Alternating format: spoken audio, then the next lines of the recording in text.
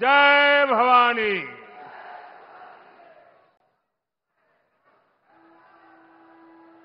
प्रभू श्री रामच्या पदस्पर्शाने पवित्र नाशिक नगरीला माझा नमस्कार। मैं भगवान त्र्यंबकेश्वर और माता रेणुका को श्रद्धापूर्वक नमन करता हूं। आज महाराष्ट्र विधानसभा चुनाव प्रचार के पहले दिन मुझे नासिक की पुण्य भूमि पर आने का सौभाग्य मिला है। जब अयोध्या में राम मंदिर की 500 साल की प्रतीक्षा पूरी हुई, जब प्रभु श्री राम एक बार फिर वापस आए, तो अयोध्या में प्राण प्रतिष्ठा से पहले 11 दिनों के मेरे व्रत अनुष्ठान की शुरुआत भी यहीं नासिक से शुरू हुई थी।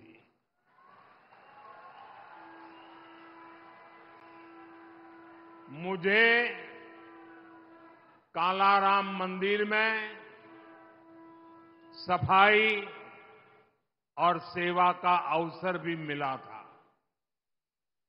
आज एक बार फिर मैं विकसित महाराष्ट्र के लिए, विकसित भारत के लिए नासिक का आशीर्वाद लेने के लिए आया हूं।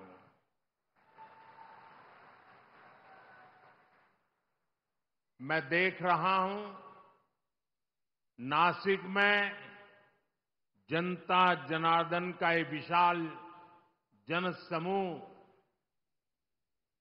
महाराष्ट्र का जन जन कह रहा है, भाजपा महायुती आहे तर गती आहे, महाराष्ट्राची प्रगती आहे। साथियों, आज महाराष्ट्र के प्रख्यात साहित्यकार और कला जगत के मजबूत स्तंभ रहे पू. ल. देशपांडे जी की जन्म जयंती है। मैं उनका पुण्य स्मरण करता हूं, उन्हें अपनी श्रद्धांजलि अर्पित करता हूं। साथियों, आज हमारा महाराष्ट्र विकास कर रहा है।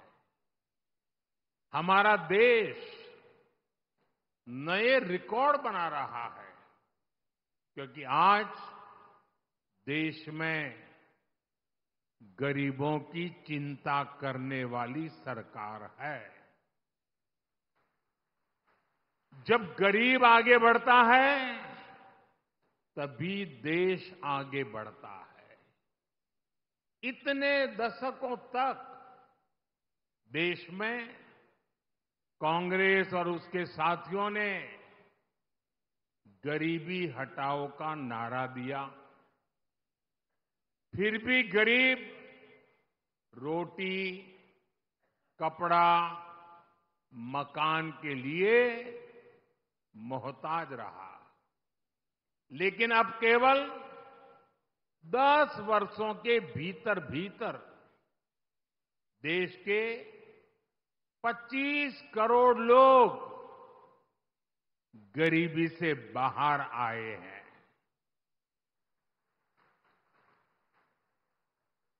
ये कैसे हुआ? ये इसलिए हुआ क्योंकि मोदी की नीयत सही है। मोदी गरीब का सेवक बनकर काम करता है, आपका सेवक बनकर काम करता है। ये इसलिए हुआ क्योंकि गरीब के खिलाफ ये लड़ाई केवल मोदी ने नहीं, देश के गरीब ने भी लड़ी। आप सबने लड़ी। आज महाराष्ट्र में 50 लाख से ज्यादा महिलाओं को उज्ज्वला योजना के तहत मुफ्त गैस कनेक्शन दिए गए हैं। जल जीवन मिशन के तहत राज्य के 1.25 करोड़ से ज्यादा घरों में नल से जल ये सुविधा मिलने लगी है। आज महाराष्ट्र के लगभग 7 करोड़ जरूरतमंदों को हर महीने मुफ्त राशन मिल रहा है। राज्य के 26 लाख से ज्यादा गरीबों को पीएम आवास योजना का लाभ मिला है। उन्हें पक्के मकान दिए गए हैं। गरीबों के लिए ऐसे काम लगातार होते रहें, इसके लिए महाराष्ट्र में महायुति सरकार फिर से बननी जरूरी है। साथियों, डबल इंजन सरकार में विकास की गति डबल होती है, साथ ही योजनाओं का लाभ भी डबल हो जाता है। महाराष्ट्र के किसान आज इसका अनुभव कर रहे हैं। यहां किसानों को एक और पीएम किसान सम्मान निधि का लाभ मिल रहा है। साथ ही नमो शेतकरी महासम्मान निधि ये भी मिल रही है। यानी सालाना 12,000 रुपये की आर्थिक मदद। और मैं मेरे किसान साथियों को बताना चाहता हूं, जब महाराष्ट्र में फिर हमारी सरकार बनेगी तो ये 12,000 रुपये की मदद बढ़कर 15,000 रुपये हो जाएगी। महाराष्ट्र के लाखों किसान परिवारों को इसका बहुत बड़ा लाभ होगा। साथियों, यहां सोयाबीन, कपास, धान और दूध उत्पादकों को भी आर्थिक मदद दी गई है। पेट्रोल में इथेनॉल ब्लेंडिंग बढ़ने से गन्ना किसानों की आय में बढ़ोतरी हुई है। 10 वर्षों में करीब 80,000 करोड़ रुपए इथेनॉल की खरीद में किसानों को मिले हैं।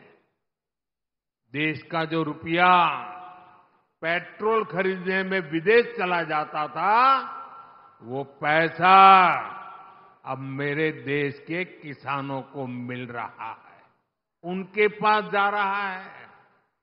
साथियों, मैं यहां के प्याज किसानों की भावनाएं भी समझता हूं। इसलिए प्याज के निर्यात में सहूलियत के लिए नीतियों में बदलाव किया गया है। साथियों, भारत की प्रगति के लिए महाराष्ट्र का तेजी से आगे बढ़ना बहुत जरूरी है। महाराष्ट्र आगे बढ़ेगा तभी भारत विकसित बनेगा। महाराष्ट्र किस स्पीड से आगे बढ़ सकता है, पिछले 2.5 वर्ष में महायुति सरकार ने दिखाया है।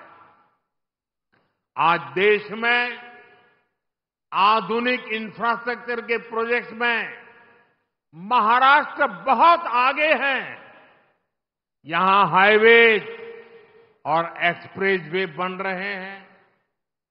आधुनिक टेक्नोलॉजी से जुड़े क्षेत्रों में महाराष्ट्र में निवेश हो रहा है। लेकिन आप मुझे बताइए, अगर कोई सरकार ये काम रोक दे तो क्या महाराष्ट्र आगे बढ़ पाएगा? हाथ तो हिला रहे हो, मुंह से भी तो बोलो। क्या महाराष्ट्र आगे बढ़ पाएगा? महाराष्ट्र के युवाओं को क्या रोजगार के अवसर मिल पाएंगे? अगर ये काम रुके तो महाराष्ट्र काफी पीछे छूट जाएगा। कांग्रेस और उसके साथी यही चाहते हैं, उनका यही एजेंडा है। महाराष्ट्र में कोई भी बड़ा काम होता है, ये लोग उसका विरोध करने के लिए मैदान में आ जाते हैं। इन्होंने अटल सेतु का विरोध किया, इन्होंने वाटवन पोर्ट पर भी रोक लगाने की कोशिश की, इन्होंने मेट्रो परियोजनाओं को लटकाया। अघाड़ी वालों ने समृद्धि महामार्ग का काम ठप करने का प्रयास किया। पिछले 5 वर्षों में शुरुआती 2.5 साल महाअघाड़ी के महाभ्रष्टाचार और लटकाने अटकाने भटनाके के भेंट चढ़ गए हैं। इसलिए महाराष्ट्र के विकास की खातिर आपको अघाड़ी वालों को घुसने ही नहीं देना है, उनको सरकार से दूर रखना है। साथियों, महायुति सरकार के विकास के एजेंडे में नासिक का भी उतना ही महत्व मिल रहा है। आज आधुनिक इंफ्रास्ट्रक्चर नासिक की तस्वीर को बदल रहा है। आज यहां जो हाईवे बन रहे हैं, ट्रांसपोर्ट के साधन तैयार हो रहे हैं, उनका बहुत बड़ा फायदा 2026 के कुंभ में भी मिलने वाला है। नासिक का आईटी पार्क बड़ी संख्या में युवाओं के लिए रोजगार के अवसर तैयार करेगा। साथियों, आज हमारा नासिक डिफेंस सेक्टर में भारत की आत्मनिर्भरता का बहुत बड़ा केंद्र भी बन रहा है। नासिक में लड़ाकू विमान और सुरक्षा उपकरण नासिक में बनाए जा रहे हैं। आज नासिक के हर व्यक्ति को इस बात का गर्व भी है कि उनका ये नासिक, उनका ये शहर सशक्त भारत में इतनी अहम भूमिका निभा रहा है। लेकिन साथियों, दूसरी तरफ एक कांग्रेस और अघाड़ी वाले लोग भी है, ये देश को पीछे करने का, देश को कमजोर करने का कोई मौका नहीं छोड़ते। इन लोगों ने डिफेंस मैन्युफैक्चरिंग में देश को पीछे करने के लिए क्या कुछ नहीं किया। इन्होंने एचएएल को लेकर तरह तरह के झूठ फैलाए, विवाद खड़े करने की कोशिश की। इन्होंने फैक्ट्रियों के बाहर धरना प्रदर्शन करवाए, कर्मचारियों को भड़काने की कोशिश की। लेकिन आज वही एचएएल रिकॉर्ड मुनाफे वाली कंपनी बनकर उभरी है। जब नीतियां स्पष्ट होती हैं, नीयत साफ होती है, तो अच्छे परिणाम भी मेरे नासिक के भाई बहन देख रहे हैं। डिफेंस सेक्टर में आत्मनिर्भर भारत की ताकत बन रही है। साथियों, कांग्रेस और इसके साथियों को न बाबा साहब आम्बेडकर के संविधान की परवाह है, न कोर्ट की और न ही देश की भावना की। ये सिर्फ दिखावे के लिए जेब में खाली पन्नों वाले संविधान की किताब लेकर घूमते हैं। कल आपने देखा, उनकी पोल खुल गई। जब संविधान की रक्षा की बात आती है, जब संविधान के सम्मान की बात आती है, ते उल्टा ही काम करते हैं। ये कांग्रेस वाले ऐसे हैं, 75 साल तक जम्मू कश्मीर में बाबा साहब आम्बेडकर के संविधान को लागू नहीं होने दिया।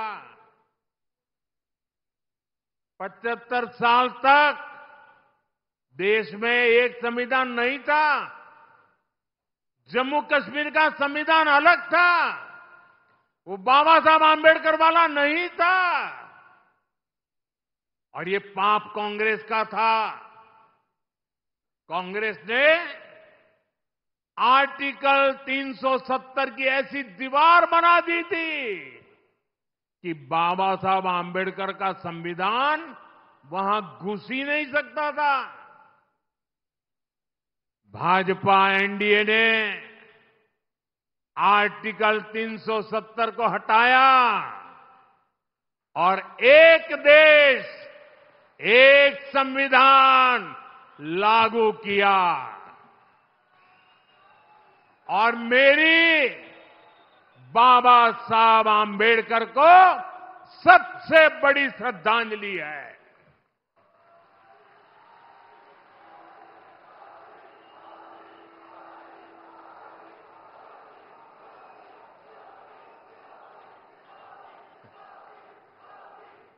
जब भारत का संविधान जम्मू कश्मीर में लागू हुआ, पूरा देश झूम उठा था, नाच उठा था।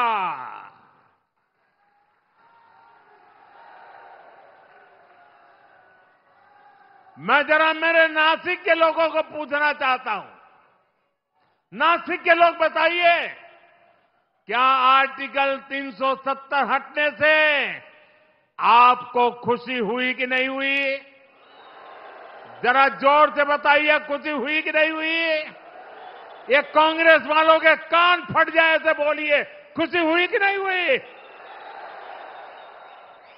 आपको खुशी हुई, लेकिन कांग्रेस और उसके साथियों के पेट में चूहे दौड़ने लग गए।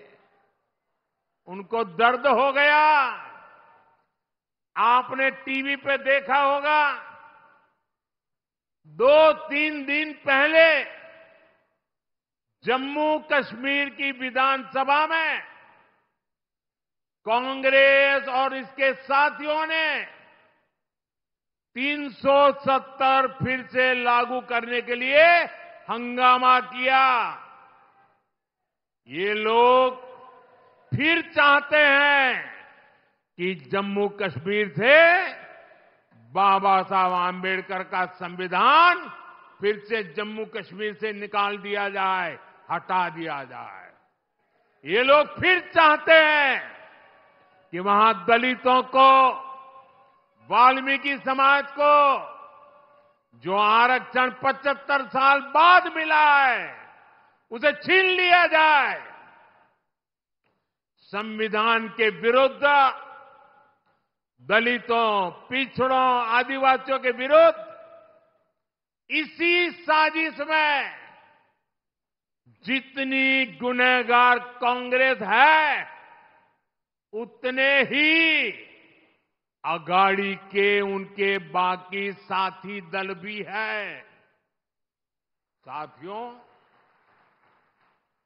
चुनाव के समय पार्टियां अपने कामकाज का हिसाब देकर जनता के बीच जाती है।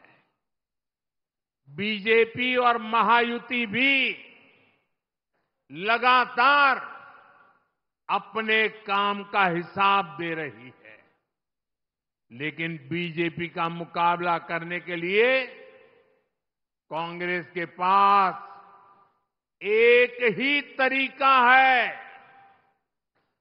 कांग्रेस उसके साथियों की झूठ की दुकान, यही दुकान इन दिनों कांग्रेस और उसके चेलों ने महाराष्ट्र में लगाई है। कांग्रेस ने कर्नाटका, तेलंगाना और हिमाचल में भी यही झूठ की दुकान सजाई थी, और वहां क्या हाल हुआ? चुनाव खत्म हुए, दुकान का शटर गिर गया। वादे पूरा करना तो दूर, कांग्रेस शासित राज्यों में हाल ये है कि सरकार चलाने के पैसे इनके पास नहीं है, तनख्वाह देने के पैसे नहीं है। खर्चों के लिए और अपनी जेबें भरने के लिए जनता पर टैक्स बढ़ाया जा रहा है, जनता से वसूली हो रही है।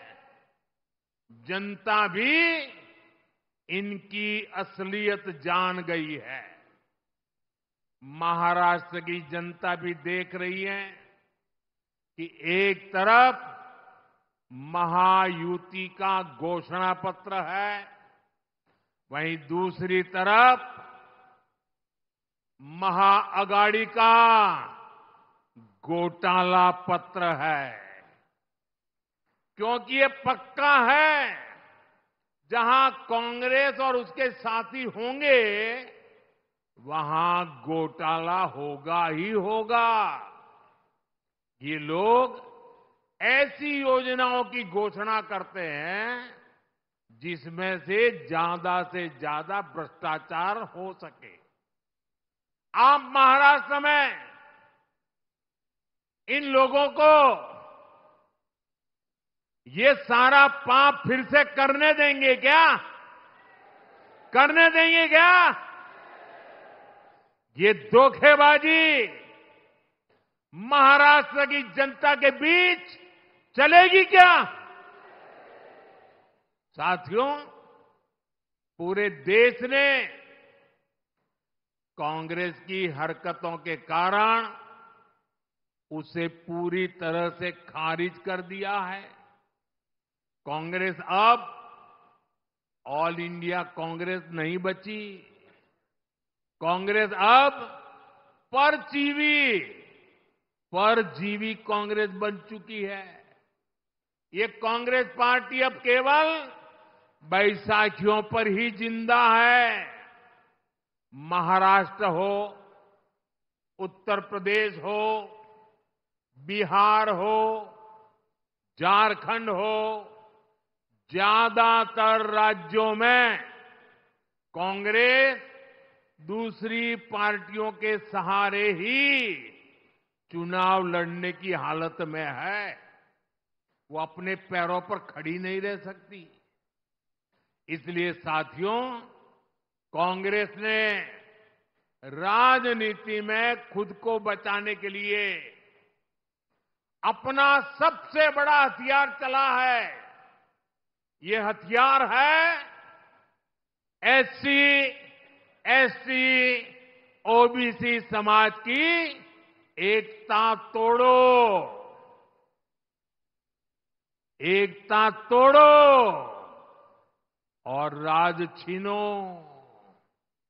कांग्रेस के लोग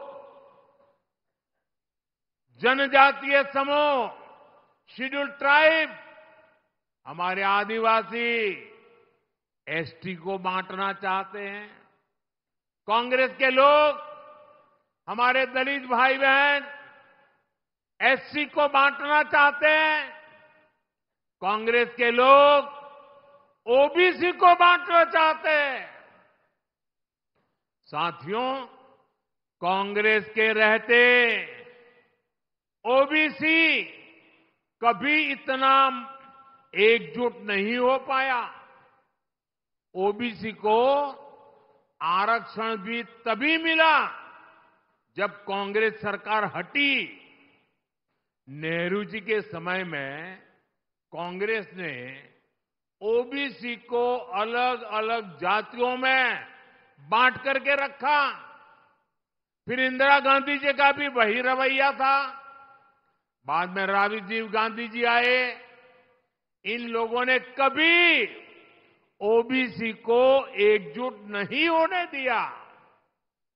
और 90 के दशक में जैसे ही ओबीसी एकजुट हुआ, ओबीसी एक ताकत बना, ओबीसी अपने हकों के लिए जागरूक बना, ओबीसी देश की भलाई के लिए कुछ करने के लिए आगे आया। और इसका पहला नतीजा क्या आया? जैसे ओबीसी ताकतवर बना भारत में, उसके बाद कांग्रेस की पूर्ण बहुमत वाली सरकार बनना बंद हो गया। उनका शटर गिर गया। और इसलिए कांग्रेस को ऐसा गुस्सा है कि ये ओबीसी ओबीसी ओबीसी आया कि हमारी दुकान बंद होती गई। और इसलिए कांग्रेस चाहती है कि ओबीसी समाज को कमजोर कर दो भाई, उनकी एकजुटता को समाप्त कर दो। कांग्रेस का स्पष्ट मत है कि ओबीसी कमजोर होगा तभी कांग्रेस के लिए सत्ता का रास्ता खुलेगा। इसलिए कांग्रेस ओबीसी को बांटकर उनमें दरारें पैदा करना चाहती है। यहां नासिक और इस क्षेत्र में कितनी ही ओबीसी जातियां हैं, कुणबी, माली, वाणी, गुजर, कुंभार, नावी, सुतार, सोनार, देवड़ीगा, धांगर, धनगिरी, गंवाड़ी, शेटवाल, माली, मालिस, नामदेव, आहिर, तंबोली, धावड़, जाटगर, धाकड़ बैरागी, सैगर, कितने सारे। कांग्रेस इन सारी जातियों को आपस में लड़ाना चाहती है। कांग्रेस चाहती है कुणबी ये जाति माली से लड़े, वाणी जाति गुजर से लड़े, कुंभार साथी नावी से लड़े। कांग्रेस चाहती है कि सुतार सोनार से भिड़ जाए। कांग्रेस ओबीसी के तौर पर आपको एकजुट नहीं होना देना चाहती। इसलिए वो चाहती है देवड़ीगा धांगर से लड़े, धनगरी गवांडी से टकराए, नामदेव आहिर से उलझे। कांग्रेस का इरादा है तंबोली दावड़ से झगड़ा करे, जाटगर सैगर से लड़ाई करे। आपकी एकजुटता को तबाह करने के लिए कांग्रेस मैदान में उतरी है। आपकी एकता से, आपकी मजबूती से कांग्रेस को सबसे ज्यादा तकलीफ है। इसलिए वो चाहती है कि ओबीसी अपनी एकजुटता खो दें और कांग्रेस के लिए सत्ता का रास्ता खुल जाए। मैं आपसे पूछता हूं, जब ओबीसी अलग अलग जातियों में बटेंगे तो कमजोर होंगे कि नहीं होंगे? जरा पूरी ताकत से बताइए, कमजोर होंगे कि नहीं होंगे? आपकी ताकत घटेगी कि नहीं घटेगी? और इसलिए आपको याद रखना है मेरा तो एक ही मंत्र है, हम एक है तो सेफ है, हम एक है तो सेफ है। सच्चाई यही है कि कांग्रेस ओबीसी से नफरत करती है। आज ओबीसी समाज का एक व्यक्ति लगातार 140 करोड़ देशवासियों के आशीर्वाद लेकर तीसरी बार देश का प्रधानमंत्री बना है।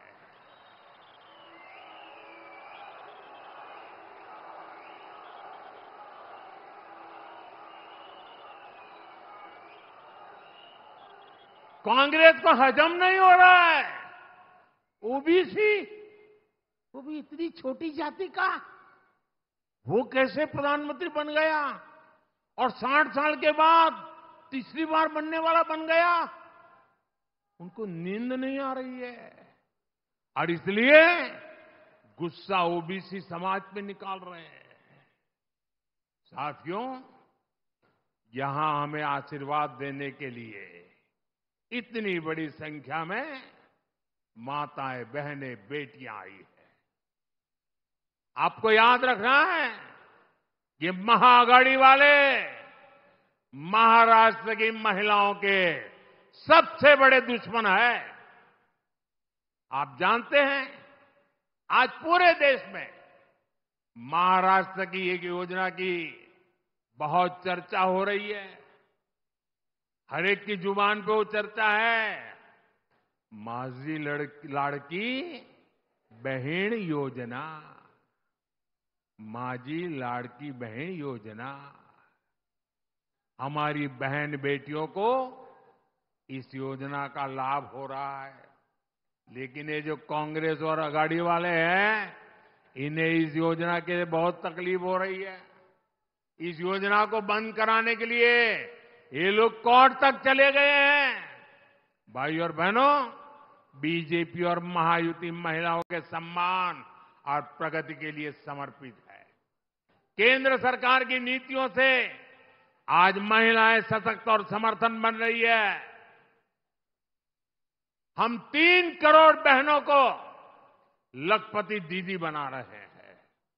महिलाएं आज ड्रोन दीदी बन रही है, देश की प्रगति में सक्रिय भूमिका निभा रही है। आज हम गरीबों को प्रधानमंत्री आवास दे रहे हैं, तो वो भी घर की महिलाओं के नाम पर दिए जा रहे हैं। अभी केंद्र में नई सरकार बनने के 100 दिन के भीतर ही हमने 3 करोड़ नए घरों को भी मंजूरी दी है। अच्छा, मेरा एक काम करोगे भाई? जरा हाथ ऊपर करके बताइए, मेरा एक काम करोगे? पक्का करोगे? देखिए, आज चुनाव में आप लोग घर घर जाने वाले हो, हर गांव जाएंगे, मोहल्ले में जाएंगे, लोगों से मिलेंगे। अगर आपको कहीं पर भी कोई परिवार कच्चे घर में रह रहा है, कोई परिवार झोपड़पट्टी में रह रहा है, तो उसको जाके कहना कि मोदी जी ने मुझे भेजा है, अब तेरा घर पक्का बन के रहेगा। ये कहेंगे और उसका नाम पता लिख करके मुझे भेज देना। देखिए, आप ही मेरे लिए मोदी है। आप जाकर के वादा कर देना, मैंने ठान के रखा है, मैं गरीब के पक्के घर बनाऊंगा। हमने महिलाओं को विधानसभा और लोकसभा पहुंचाने के लिए नारी वंदन अधिनियम भी पास कराया है। यानी जिन बहन बेटियों को कांग्रेस ने इतने दशकों तक शौचालय और सुरक्षा तक से वंचित रखा, अब वही विकसित भारत का चेहरा बनेगी। साथियों, ये चुनाव एक और महाराष्ट्र के भविष्य का चुनाव है, साथ ही ये महाराष्ट्र के सम्मान का और स्वाभिमान का चुनाव भी है। एक और बीजेपी और महायुति है, जिसके लिए मराठी संस्कृति और इतिहास, ये हमारी आस्था के केंद्र है। हमारी केंद्र सरकार ने मराठी भाषा को अभिजात भाषा का दर्जा दिया है। हमने मराठी को वो पहचान दी, ये महान भाषा जिसकी पहले से हकदार है। हमने छत्रपति शिवाजी महाराज के आदर्शों की बात की, उनके सम्मान को आगे बढ़ाया। बीजेपी गर्व से कहती है कि वीर सावरकर हमारे प्रेरणा स्रोत है। वीर सावरकर महाराष्ट्र और राष्ट्र के गौरव है। लेकिन दूसरी ओर कांग्रेस और उसके पीछे लगे महाआघाड़ी के लोग, आप इनकी सोच और मानसिकता देखिए। कांग्रेस ने कभी मराठी भाषा को अभिजात भाषा का दर्जा नहीं मिलने दिया। कांग्रेस के लोग घूम घूम कर वीर सावरकर को गाली देते हैं। कांग्रेस के नेता गाली देते हैं। महाराष्ट्र की धरती पर आकर के वीर सावरकर का अपमान करते हैं।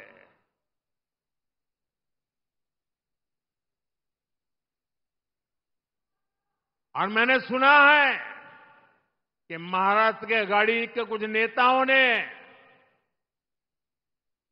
कांग्रेस के युवराज को बिठाया, उसको कहा, भाई महाराष्ट्र में चुनाव जीतना है, तुम वीर सावरकर को अभी गाली देना कुछ दिन बंद करो।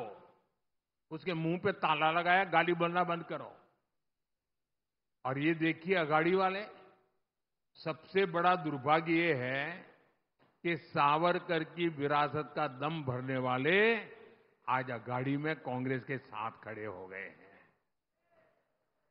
मैं कांग्रेस के महाअघाड़ी वाले साथियों को चुनौती देता हूं। ये चुनौती मेरी महाअघाड़ी वालों को है। ये पार्टियां कांग्रेस के युवराज के मुंह से, कांग्रेस के नेताओं से वीर सावरकर के तप, त्याग, बलिदान के कम से कम 15 मिनट रोज अपने भाषण में प्रशंसा करके जरा दिखा दे। एक युवराज कभी भी वीर सावरकर की प्रशंसा करने की हिम्मत नहीं करेगा।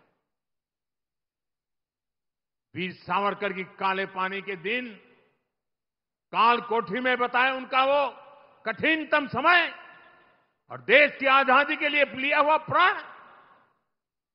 कांग्रेस सब कुछ खारिज करती है। महाआघाड़ी वाले दल कांग्रेस से वीर सावरकर के काले पानी वाले दिनों की जरा प्रशंसा करके दिखाए। आजादी की लड़ाई में वीर सावरकर ने कितने ही क्रांतिकारियों को प्रेरणा दी। महाआघाड़ी वाले दल कांग्रेस से ऐसे प्रेरणादायी वीर सावरकर की तारीफ करवाकर जरा दिखाए।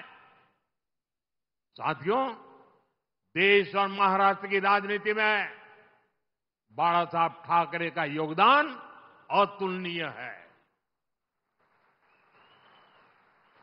लेकिन कांग्रेस के नेताओं के मुंह से बाला साहब की प्रशंसा भी, उसके लिए एक शब्द नहीं निकलता है। मैं अघाड़ी में कांग्रेस के दोस्तों को यह भी चुनौती देता हूं, वो कांग्रेस के नेताओं से, युवराज के मुंह से बाला साहब ठाकरे की, उनकी विचारधारा की सार्वजनिक रूप से प्रशंसा करके दिखाएं।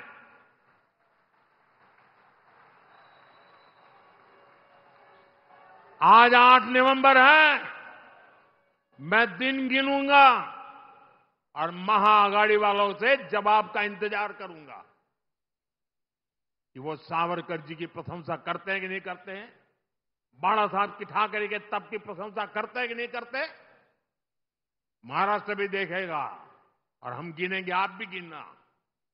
साथियों, इस चुनाव में आपको बीजेपी और महायुति के उम्मीदवारों को विजयी बनाना है। मैं आपसे आशीर्वाद मांगने के लिए आया।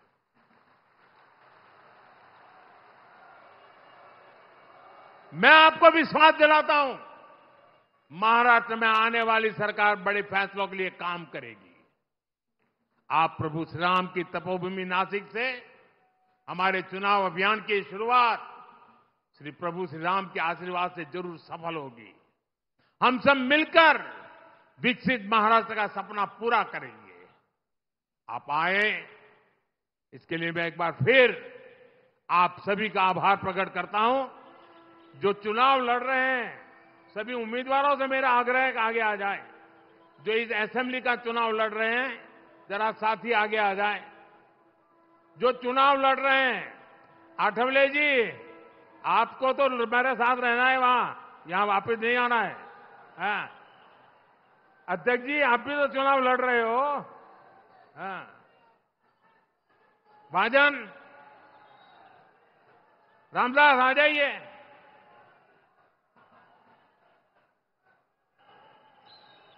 मेरे साथ बोलिए, भारत माता की, भारत माता की। बहुत बहुत धन्यवाद। जरा रुकिए।